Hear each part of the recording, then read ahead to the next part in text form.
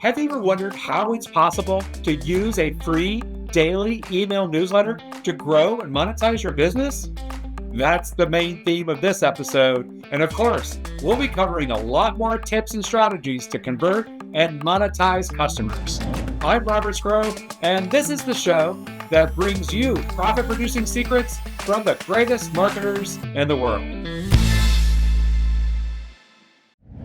Welcome to today's episode. I'm thrilled to have Cinca, also known as Manu, with us. He is a true innovator in the digital marketing world and founder of Stacked Marketer. Starting in 2018 as a free, meticulously created newsletter, Stacked Marketer has grown into a trusted source for over 100,000 marketers worldwide, offering daily insights and actionable marketing strategies. Manu's journey is unique.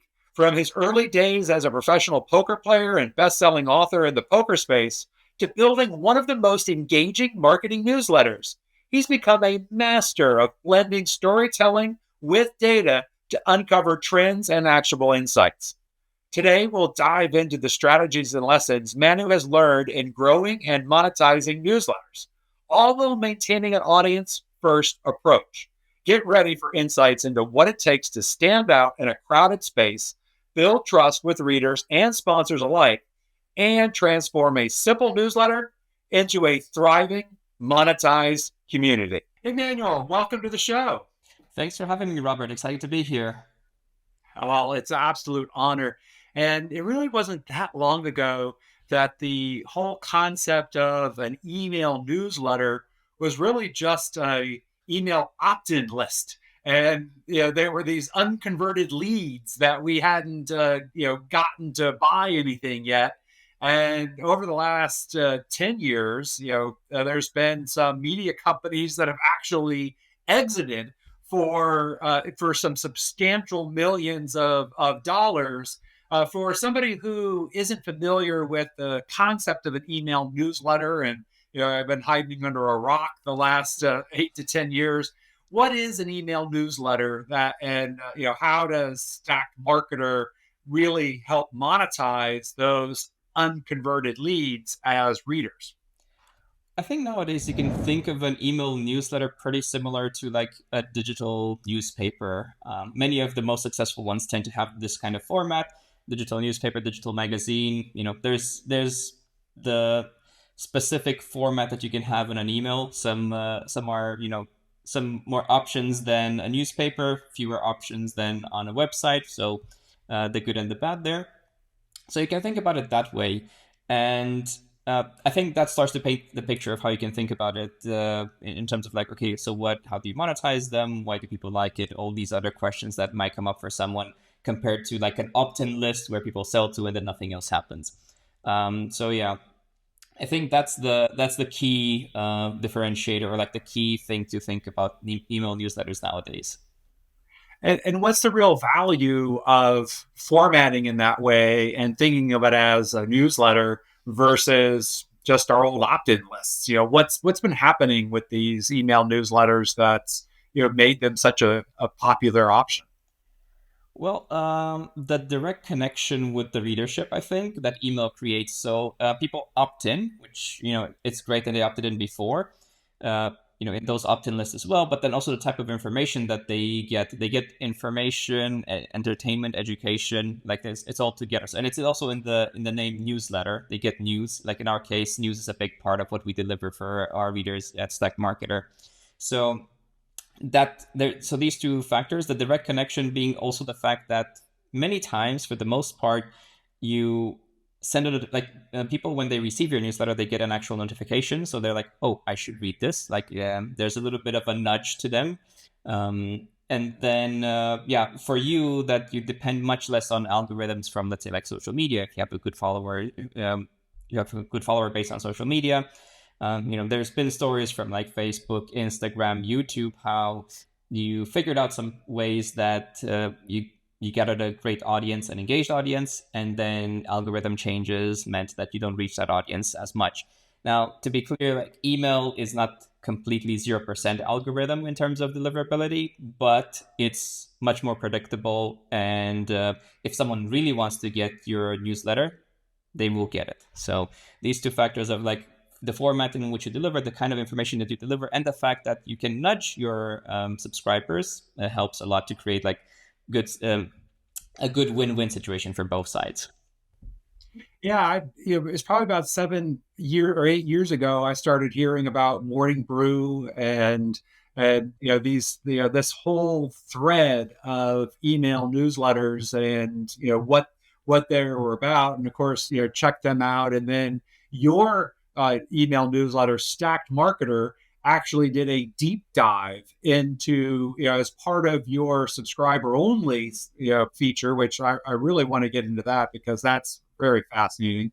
But you did a deep dive into Morning Brew's marketing system, which really revealed how they scaled for and generated up more than 1 million subscribers at that point, which back in 2000 2001 was an unbelievably remarkable number of email subscribers to a free newsletter. And really, what I find with the email newsletter is it really becomes appointment reading.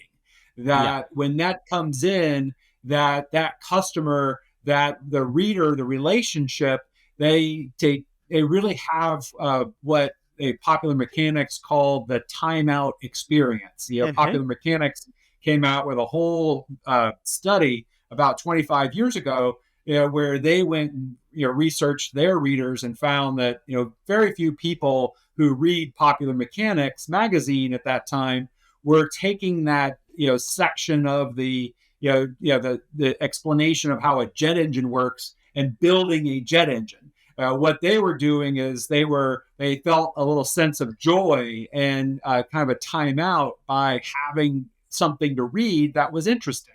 And we see that very much with the email newsletters, that they become this timeout experience where the readers really sit back, enjoy, and it creates a ongoing habit, which is very different than the barrage of offers that a typical email opt-in list would receive, where the whole point of sending any email is a conversion. This is also to delight and engage. And of course, then in 2001, we saw that Morning Brew actually sold reportedly for something higher than $70 million. And then sort of later about 8 months, 10 months later, the Hustle sold for another multi-million, tens of millions of dollars as well. And so this really has created this kind of flash of interest in the whole newsletter world of like, how do we get started? How do I, almost a gold rush of Yeah. new newsletters jumping in. And you've been really one of the major voices in helping new startup newsletters get started and get rolling. What are some of the steps that you've seen that what are some of the trends that you're seeing in newsletters today as this thing is gone from just getting started less than 10 years ago to multi-million dollar exits to now thousands of new newsletters and platforms out there to serve them? Sure. Just one thing. I think you said 2001. It's 2021 for Morning Brew. Just to kind of like make sure someone who's not familiar with it. Like I know you know. It's just if someone Yeah, listens and they're not familiar, they might yeah, think that's it's a like great so point. many years ago. So it's Yeah, much more it was recent. just 2021. Yeah, Yeah. yeah, and that's my pride. It's I'm terrible at that. Thank you. No worries. So yeah. I think like the current my current the way I kind of see the current state of newsletters is that uh, like 3 4 years ago, there was quite an upside. So everyone took like the Morning Brew examples. Like even in our case, before Morning Brew had everything else, when we started out, Morning Brew was a very focused financial newsletter. So they didn't deal Mhm. with mainstream news or like general news as much. They didn't have their dedicated newsletters, and the idea came with when seeing them, it's like, oh, I enjoy finance and business. is there anything like this for marketing? Because I'm mostly a marketer. No, there isn't. That's how the idea for Stack Marketer started. Um, so the same Right. concept, and there's many other concepts, or like many other people who thought like the morning brew for something else that didn't exist yet. So Yeah. that's been happening for like 2 to 3 years, especially since their big exit and since the new tools have been like the tools to start a newsletter have improved. But also another thing that has been happening is that for like I guess year and a half now, over a year and a half now, interest rates, especially in the US, have gone up significantly. Therefore, like it's kind of like a triple effect of interest rates went up. A lot of startups who were advertising in these newsletters had lower budgets. Therefore, there's less people advertising. So, like advertising rates in newsletters went down. So, at the same time, supply of newsletters increased significantly, where the demand for advertising decreased. So now it's kind of a stage of consolidation where people who had a very engaged audience and could,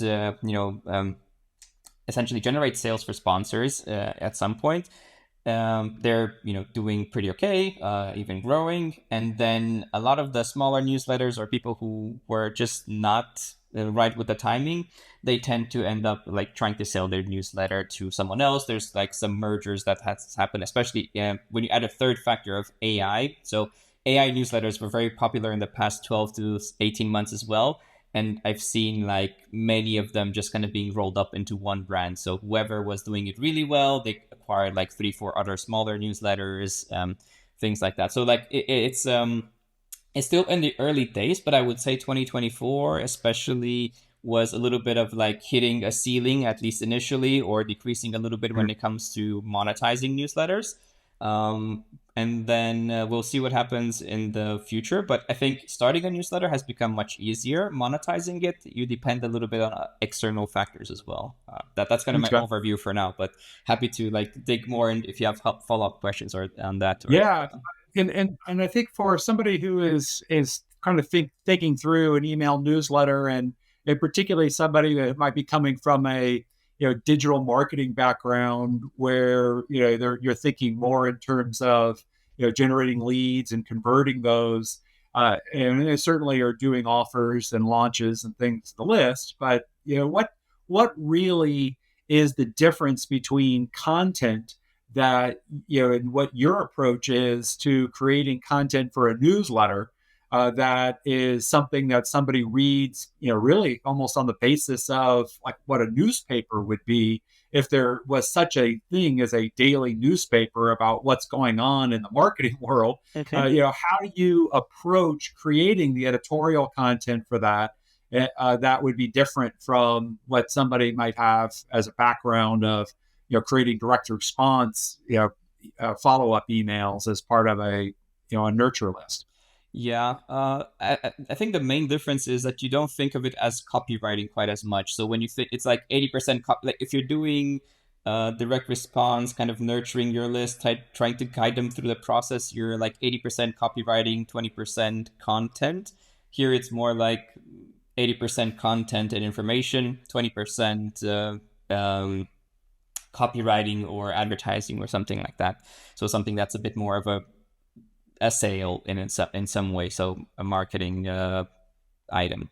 And I think that's the main difference. And then depending on what type of newsletter you're writing, in our case, we rely on other news sources in terms of like delivering the news, official websites, from Meta Right. ads and TikTok, Snap, whatever. Like they have their own official announcement website, so we go through those. We go through other publications like Social Media Today, TechCrunch, whatever. Like we literally have like hundreds that we go through, and including groups, including social media accounts of people who have like extra info that they sometimes can post about that.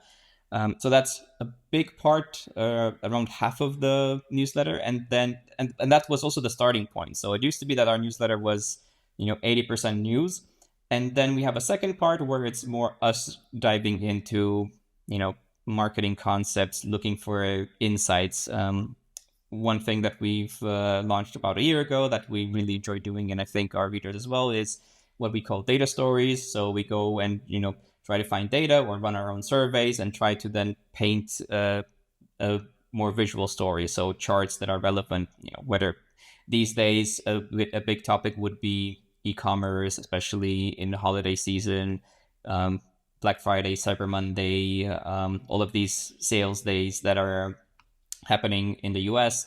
Who's buying what? Like we did a breakdown of how each generation has different purchasing habits. Those sort of things I think are very useful for marketers, and that's content that we create by ourselves. But we could only reach to do this. We only reached the point of being able to do this after several years of building our business in other ways. So like dedicating extra resources for this took some time. Yeah, yeah. I mean, starting out, it's terribly difficult in order to gather all that different content. But I really like the approach of thinking in terms of how do we serve our readers with interesting and delightful stories and graphics, and so that we can win the opportunity to promote both our products as well as other products that sponsors might have that would offer. And one of the things, I've been creating subscription media for many decades, and this really came out almost out of nowhere as this free media with sponsorship led. Of course, that had been in the print area for more than a century, but now coming into the email newsletter, having the sponsor piece of the free was really a revelation. But what I liked about what you did with Stacked Marketer is that you paired that really pretty early with a paid subscription. So how do you think of the free newsletter that you publish together with offering your paid newsletter and operating those kind of parallel, one generating revenue from advertisers and the other generating revenue from subscribers? So that came as part of this following thought process. I think there's, for the most part, two ways to grow a newsletter business or a business that started as a newsletter. Either you do many more newsletters and you go from marketing, you go to finance, you go to agriculture, you go to HR, whatever. And this is something that Morning Brew has done, from like finance and business. They went to a few different verticals. They went to some other B2C topics. They basically use the same concept to start different newsletters in their ecosystem. And then there's probably another way where you can go more deep. You can go deeper into your existing niche, into your existing vertical. So go more into marketing. I think The Hustle is a good example of a newsletter who also then, instead of starting another like 2-3 newsletters, they had a subscription called Trends, where they essentially looked into what's trending in terms of business opportunities. That's how I would summarize it. So bringing potential business people, giving them ideas that are backed by data, that something is starting to become relevant for people. So we thought that, given our background of not being able to serve finance or other verticals, that it's best to go deeper into marketing. So then how do you go deeper into marketing? You can have different newsletters on adjacent topics, like we have psychology of marketing, for example. But also a lot of marketers will probably want to have deeper insights. So education came naturally there. So I would say the subscription part is essentially an education platform, and what kind of content and what kind of educational materials are there will evolve with time, with feedback and the whatever is more relevant. And then that's essentially, that was our idea, to go more in depth. And at that point, I think, because it's not a high volume, like you won't have tens of thousands of subscribers for a paid product. It would be nice, and at some point hopefully, but it takes it takes a lot of effort, takes a lot of time, and it takes a bit of luck too to reach such a point. For that reason, it's like sponsors will have limited interest. We explored some talks with sponsors, but when you compare, like, we have, or like back then it was 25,000, and now it's like 50, 60,000 for one newsletter. Like, oh, there's 25,000 that you can reach in this newsletter. there's these few hundred you can reach on the subscription. Like, which one do you want to advertise in? Like the answer is very obvious at that point. Right. And then when people want in-depth education, I mean, we know that people are very open to paying for quality education. I think that's not a speculation. It's Mhm. the hard part is providing that quality education, and that's still a challenge that we always try to, become better at. But that was the thought process for us.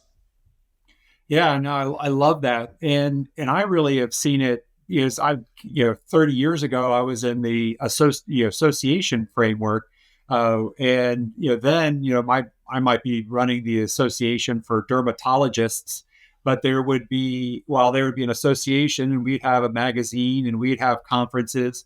There was also a for-profit trade magazine, and we sold based on membership, where a dermatologist would pay a membership and enroll and get these benefits.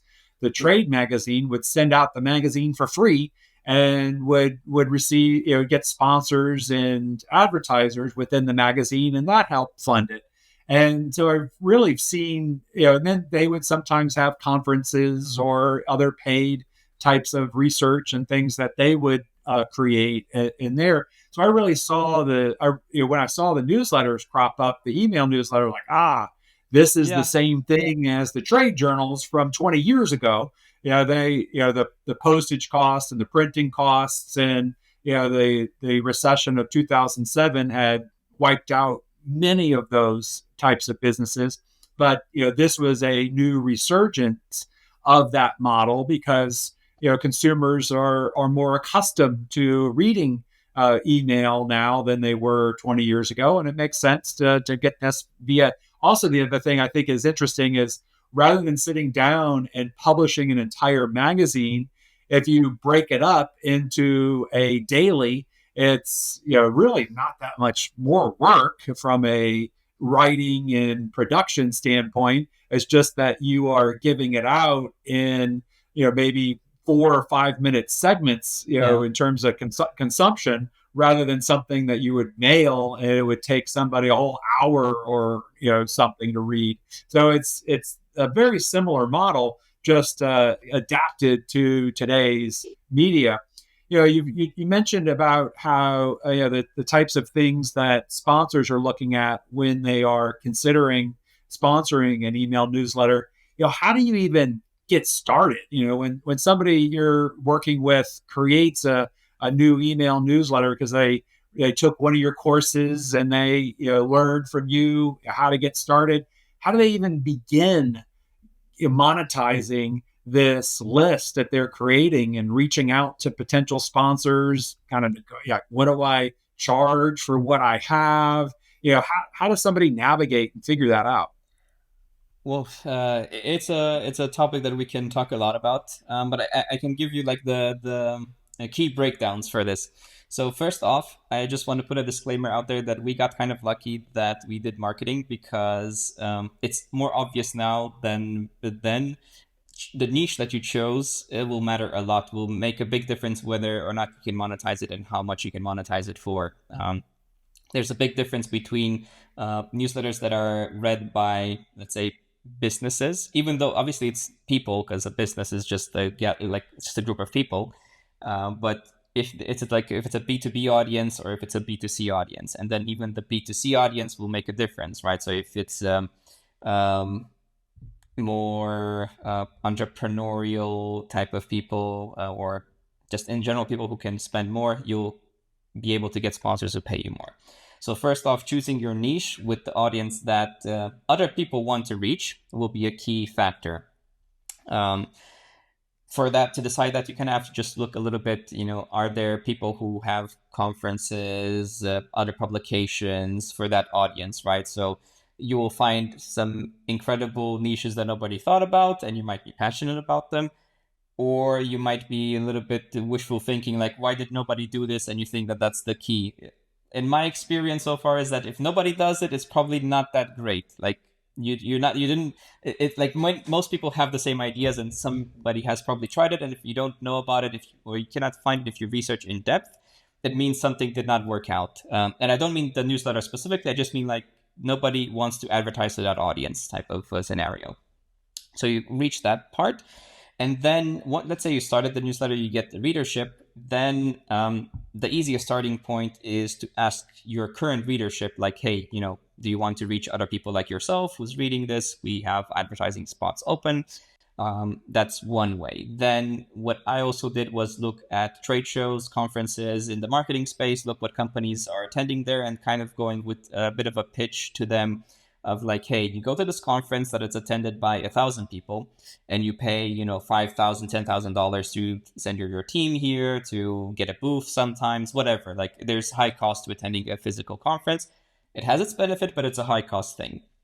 What if you paid, $500 and you get in front of 1,000 people in our newsletter? So 10 times cheaper than a conference. You don't need to get that much of a result compared to a conference. So like comparing it to the thing that looks expensive, or like positioning it in a way, anchoring it compared to something that will make it look like a no-brainer to test out. Of course, you being in the industry will help a lot. So I've been in the marketing space. I knew some people. I've attended some conferences. So it helped to have that initial connection with them and telling people like, hey, this is what I'm working on. This is what's reading it. What do you think? Do you like it? And if they say they liked it, that's a very good intro. Like, do you think your company should sponsor it at some point? So that was our starting point. So those are the steps that I would take. Like, first, look if people are looking for that audience, or if people are advertising to that audience before. Ask people who started reading your newsletter. Then pitch people who are advertising either in other newsletters, or more likely scenario, in other spaces, in other publications, looking for the same audience, and position yourself in a way that your pricing seems very advantageous, especially early on. You have to get case studies going. Oh yeah, and one extra tip is maybe some people don't want to pay initially, but maybe there is a good way for you to do a partnership where you grow your newsletter. So cross promote each other's products, and then you get some case studies to see if your newsletter is engaging, if it's generating results for potential advertisers, and you get more readers. So those would be like the initial steps that I would take. Again, similar to what I did before, but more structured this time. More chaos when I first did it. Yeah, you could create a email newsletter on the history of draperies, but it's going to be hard to find sponsors for that. Yeah, yeah, Whereas if instead, and as you were talking, it really helped me, think through the last 25 years of these types of newsletters. And back 25 years ago, there were thriving newsletters that had lots of sponsors, and these were massive companies that were getting rolled up and going public, just collection of business to business print newsletters. And then Google AdWords happened, and you could pay by the click. These advertisers could pay by the click in order to get traffic to their websites and sell their products a lot cheaper than they could advertise within the trade journals within that industry. And then what's kind of another whammy, in the after 2011, then Facebook advertising really took off, and for a dime you could get a new customer off of Facebook for there for several years. yep. And now that both Google and Facebook have gotten so expensive, unless you're reading the Stacked Marketer newsletter and have all the secrets of how to manage those a lot better, because that's what you'll learn in Stacked Marketer every day. But to everybody else, it's very expensive to advertise on Facebook and Google, which means that being the newsletter provider that has the list and has a group of readers, you actually have an advantage, because you have captured the market that these other advertisers have been trying to access all these years. But for now you become the hub of the entire industry. Yeah, and you have the attention of people, right? Like, they intentionally read through your newsletter, rather than like on social, you have to grab their attention. I think that makes a big difference in conversion rates in the end. So yeah, it's just to kind of say, like, Facebook is getting expensive because it's working for some advertisers really well, but it means it doesn't work so well if you're, if you're a smaller business with unique economics that, you don't have a huge margin, you don't have a huge budget, you need your payoff sooner. You cannot say, well, my payoff can be in 10 years time, like some huge companies can say. Then it might not work so well for you. And then going to potentially smaller audience but more engaged that have the attention can do wonders. Well, and things that, going to a B2B audience when clicks were a dime is one thing. Trying to go to a B2B audience when clicks are a couple of dollars is an entirely different value proposition. And the targeting and the audience, and Yeah. it's much more difficult to get to the appliance store owners, or whatever the B2B niche Yeah. is, to create appliance daily newsletter, that, now you would be the hub of all the appliance manufacturers and, tool companies that want to get access to those. If you're enjoying the show, just a quick reminder to press that like button, subscribe to the channel for more useful monetization tips, and turn on notifications so that you don't miss all the great tips coming up in future episodes. And thank you for sharing this episode with your friends and colleagues. I really appreciate that. One of the things that I've heard you really dive deeply into is this whole idea of, it getting subscribers and building the number versus the building the number of subscribers who are really intent on using the newsletter and consuming. Mm-hmm. And you've warned newsletters because it feels like, oh my gosh, I want to, if I've got, 1,000 subscribers, I want to get to 5,000 as quickly as possible, and then surpass 25,000. And because that's going to make me more valuable to sponsors, because that's the number they want to know, is what's Yeah. the reach.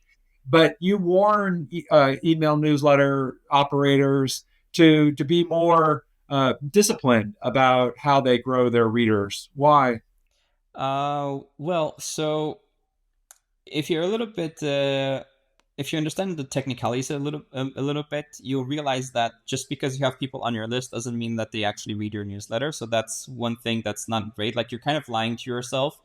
To add on top of that, there's also more like automatic opens, automatic clicks. So even that will be, it's it's not correct data. So you might make the wrong decisions.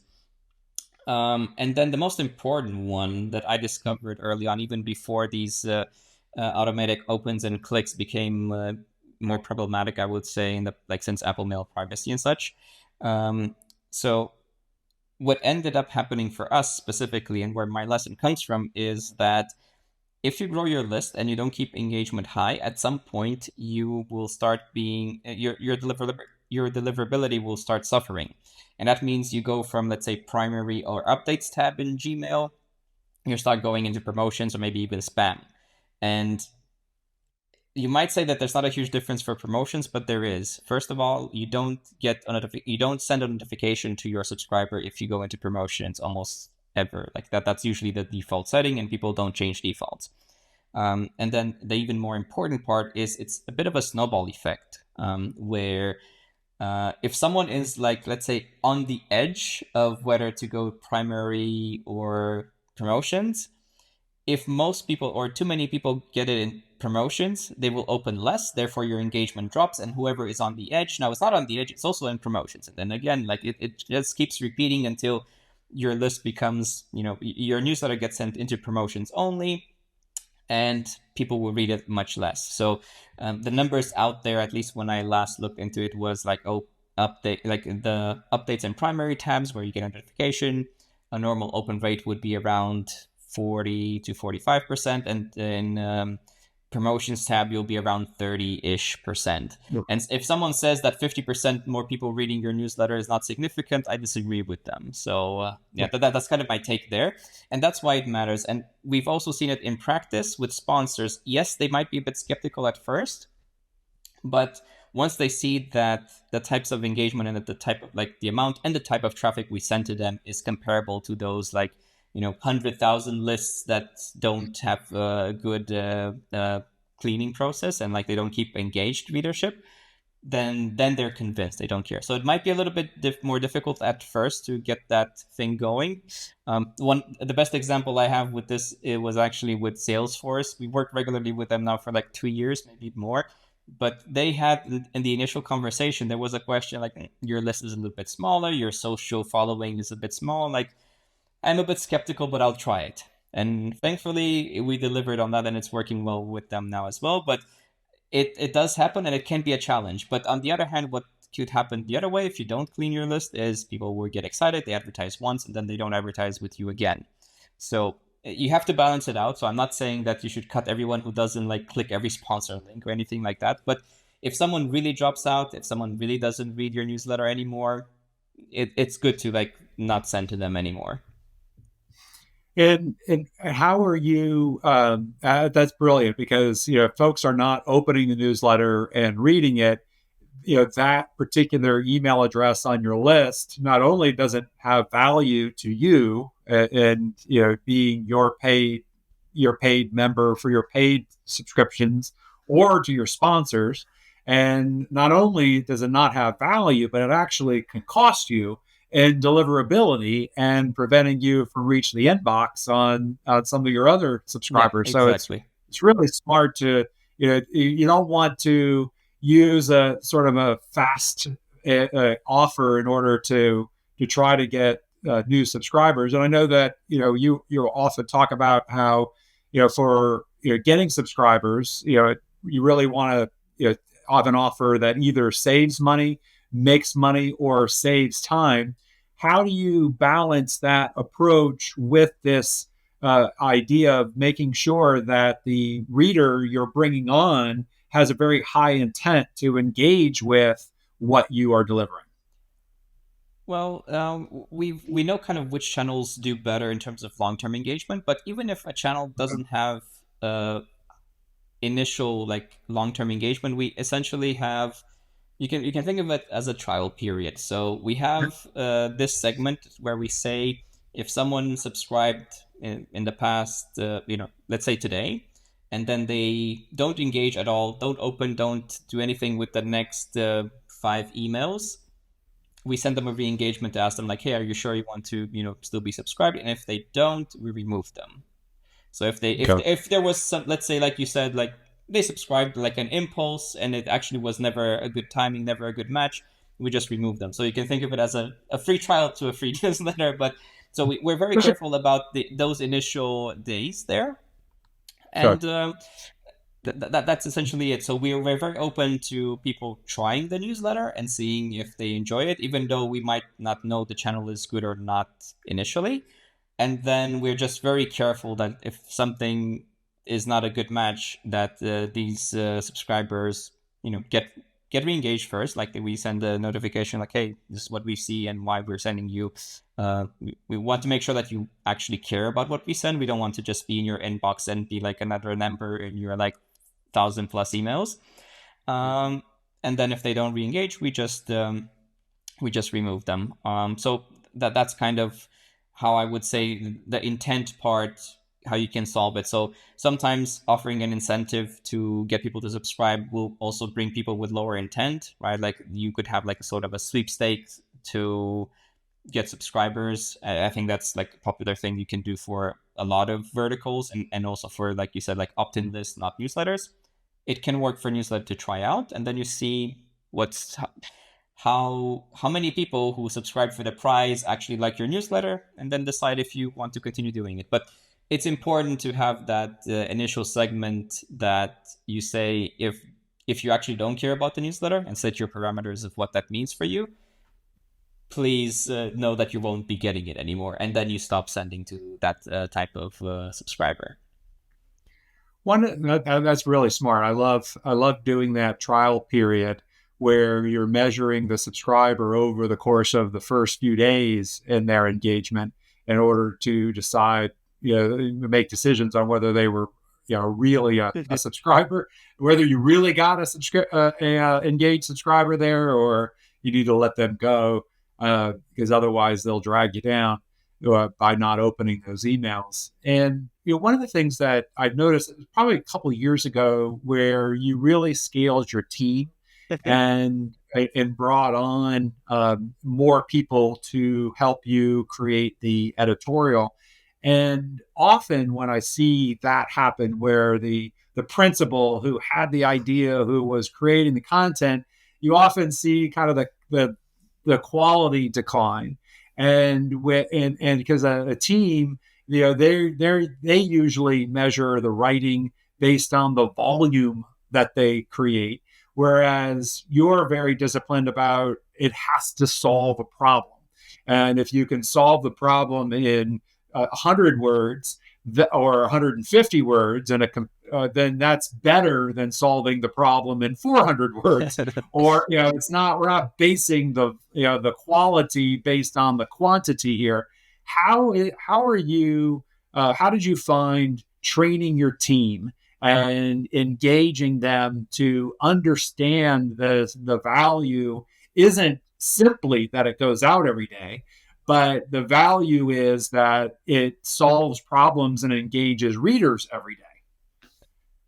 We started off by making sure that we have like a newsletter voice that's defined. So we literally have a document outline with like how you would describe the newsletter voice in terms of personality, topics that they would discuss, they talk about that they don't talk about, things like that. And this came from, initially from me personally, like what it was a good amount of it was a reflection of me personally.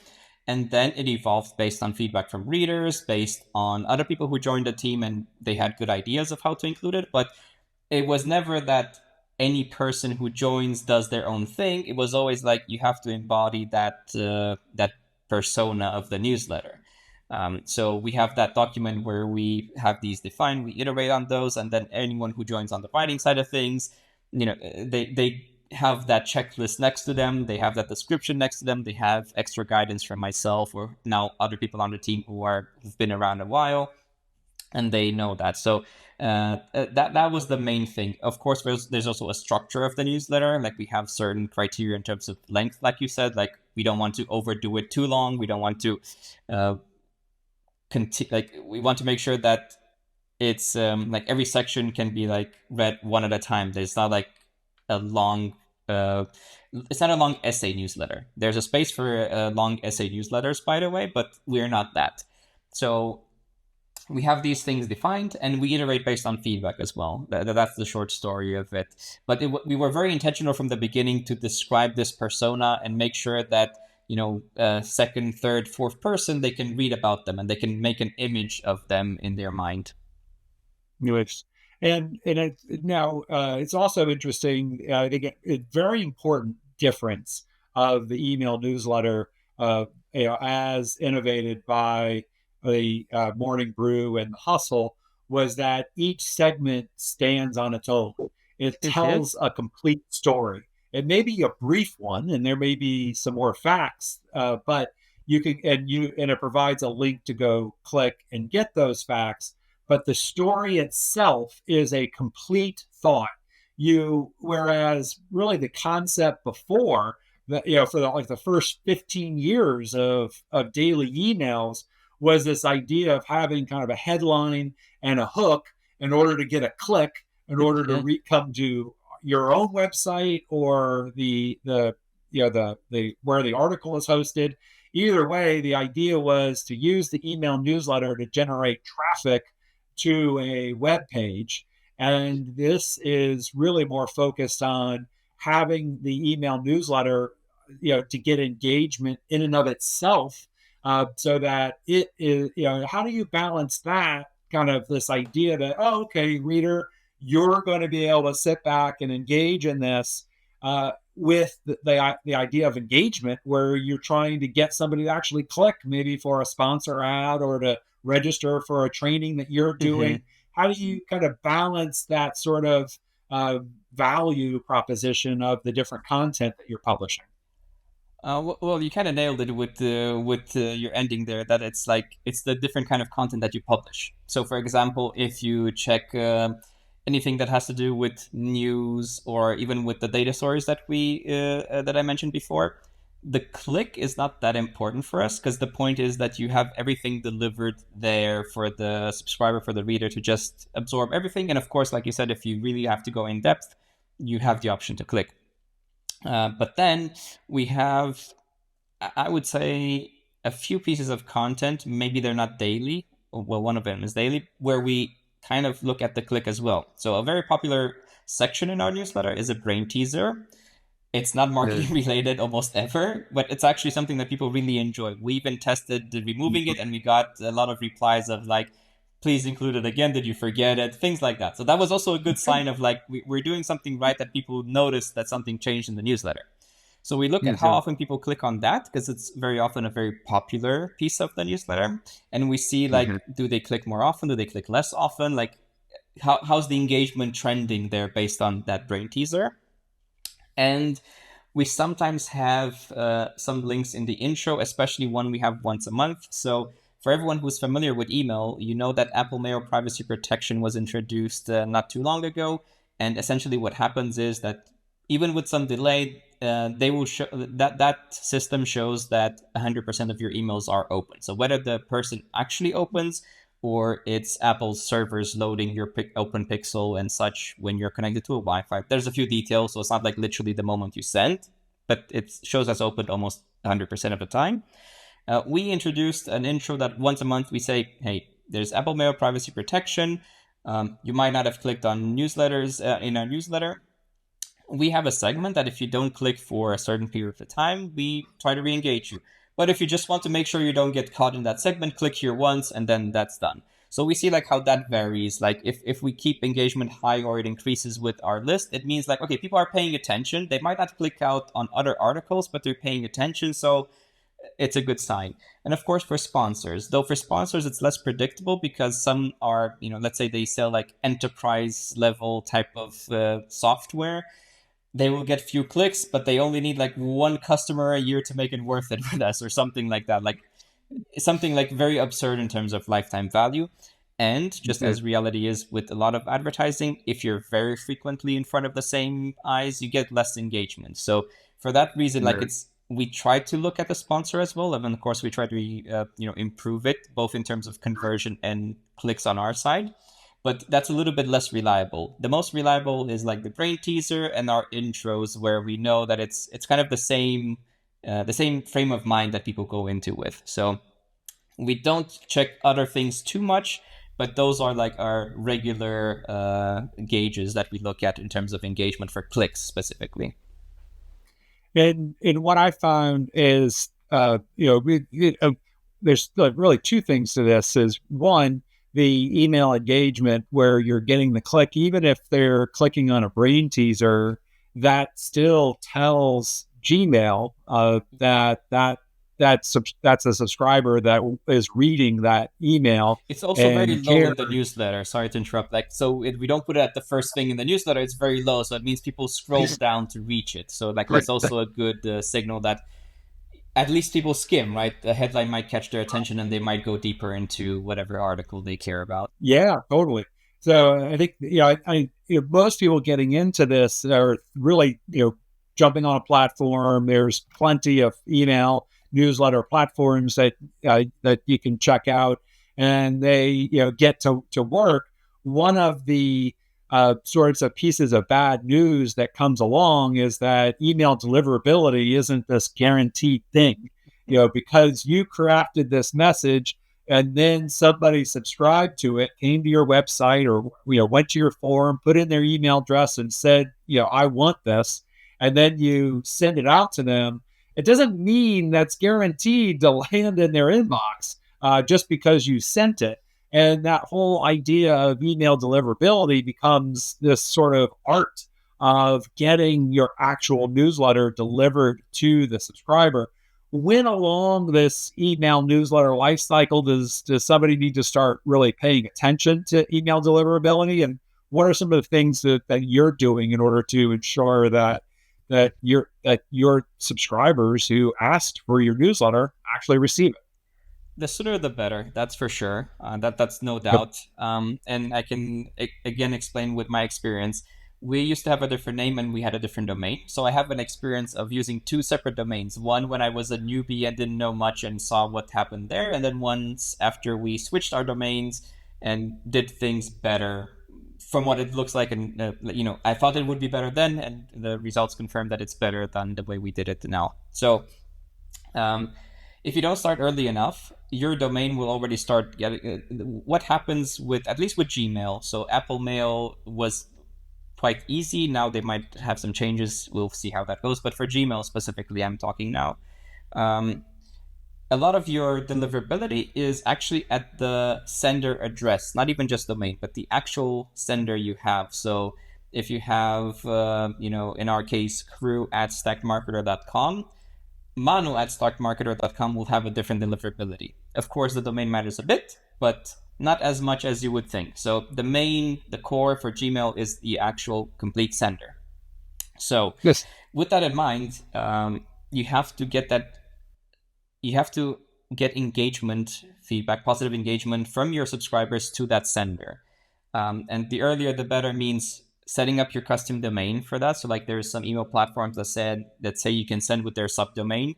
That's not great because if you build your reputation there, like you depend on their reputation, which is usually average. So if you're doing a better than average job, you'll be underperforming with their domain.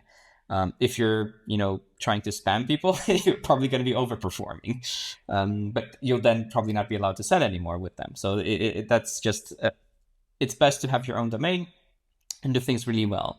And starting off from the very beginning, your very first subscribers, getting them to click or even better to reply to your welcome email. So the main change that made a huge difference for us, and we saw this in our switch from domains as well. Like when our first domain, even though we made these changes and it got better, it was never as good as our current domain.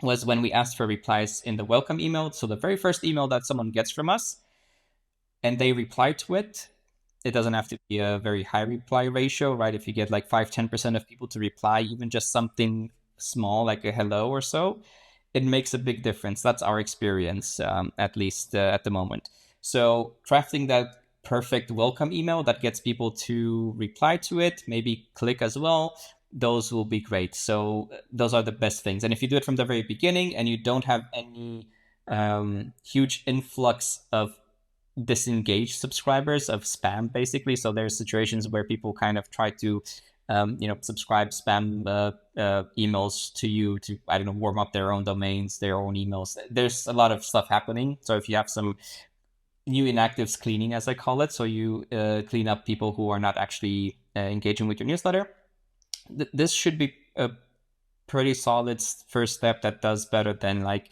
it's like the 80-20 of the deliverability. Have your own domain, make sure people engage with your very first email, your welcome email. And then my tip there is like I've seen people just say, please reply with your feedback or something like that. Just offer an incentive. So we say like, look, if you reply to this, if you're interested in what we do, if you reply to this email, we will send you our annual report from 2023 in this case, because 2024 is not done. And since you're a reader, you might be familiar with it. It's essentially like where we go a bit behind the scenes, show some of our revenue numbers, expenses, our thought processes, what worked, what didn't work. So we kind of paint a little bit of a behind the scenes picture of what happened the previous 12 months.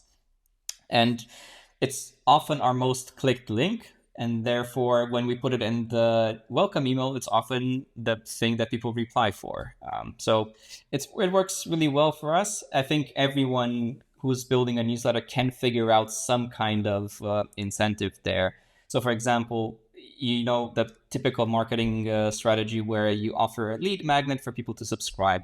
But what if your newsletter is the lead magnet and then you offer a reply magnet, let's call it, right? You offer an extra bonus if they reply, something that's interesting for them.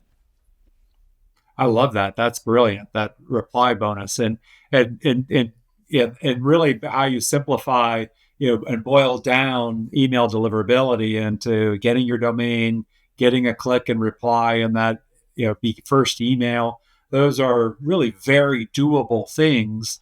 And if that enables you to get your email into that inbox, then, my It's goodness, the 80 that's 20. So there will be challenges and you have to like monitor things. You have to, like, we test out before we send. There's a tool called the Glock apps that we send. Like, they have a list of emails that essentially we send to those emails as a test, and we see like where they land. So there are things you can do to monitor. There's other improvements, like, your general email should also get engagement, like your regular newsletter, not just welcome email. But this start is probably like 80% of the work, if not more. Yeah, back in 2000 to 2012, I offered a service to publishers to mail me a copy of their newsletter, and I would send them a report, as to when I received it and how, like, have this, deliverability maps for U.S. Postal Service, so you kind of understood when you sent out your newsletter, and now to know those services are out there for email is fascinating. Yeah. Uh, looking looking out into 2025, what are the real trends that you see that that these email newsletters really need to seize going into 25 in order to monetize and continue to grow?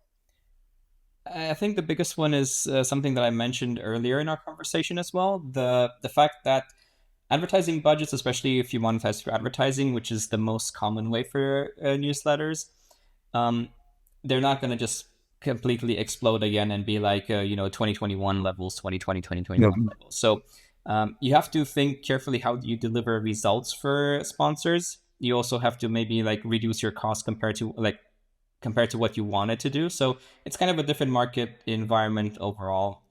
So you have to, go in with different expectations compared to what happened 3-4 years ago. I think that's an important mindset to go into 2025.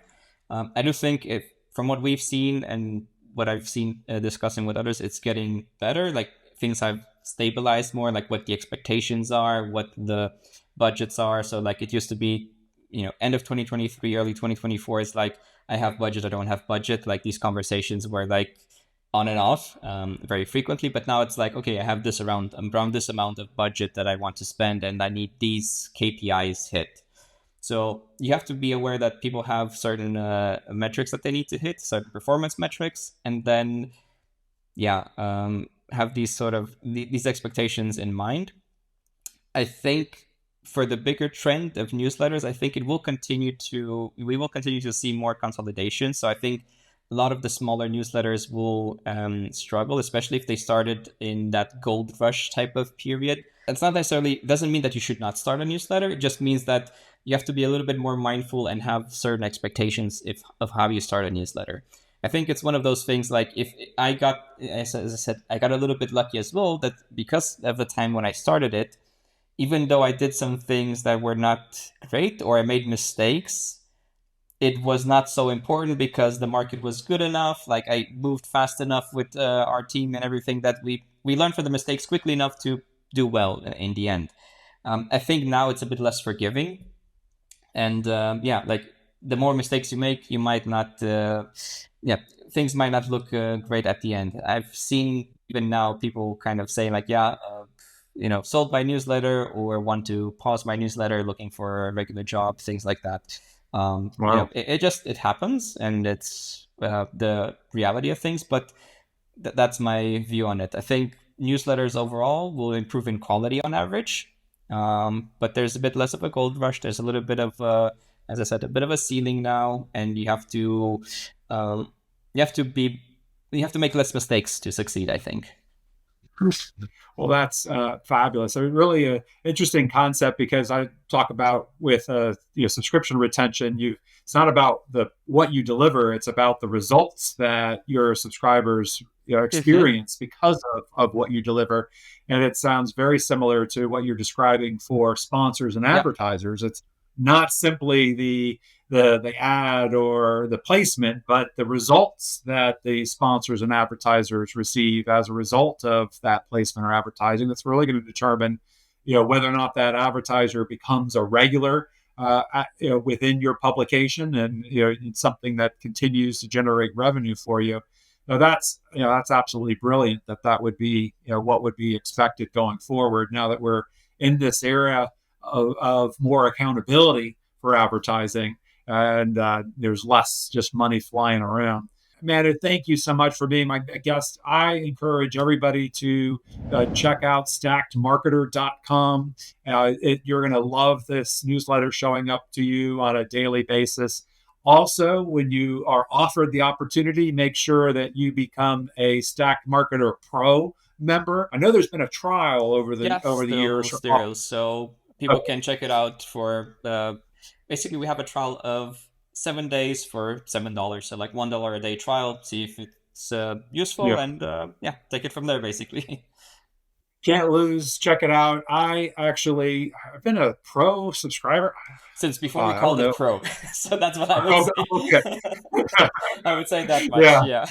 I absolutely encourage you to become a pro member, and it's a great publication and something that you'll enjoy. And thank you so much for being my guest on the Monetizer Show. Thanks for having me. It's been great, and yeah, thanks for all the interesting discussions, the kind words as well about Slack Marketer. Much appreciated. I'd love to know, based on what Manu and I were talking about today, what's been your experience with monetizing email newsletters? Share your thoughts below, and I look forward to hearing from you. Also, if you have a question about marketing, advertising, or monetization that you'd like my help with, all you got to do is send me an email, caleb@monetizationresearch.com, and Caleb or I will do our best to include a response in an upcoming episode. In my next episode, my guest will be Ken McCarthy, the literal inventor of marketing on the internet. Yeah, that's right. The banner ad and an email opt-in were first taught at his conferences out in the late 90s. We'll be digging into how the internet has become this monetization machine with tremendous insights revealed from his latest book. As always, the best way to stay in the loop with all things monetization is to join our free email newsletter, Monetization Daily. Get it at monetizationresearch.com. We'll send you our favorite news, tips, and tactics and discoveries about how to monetize your business, which is ultimately all about increasing your profits. Again, head over to monetizationresearch.com.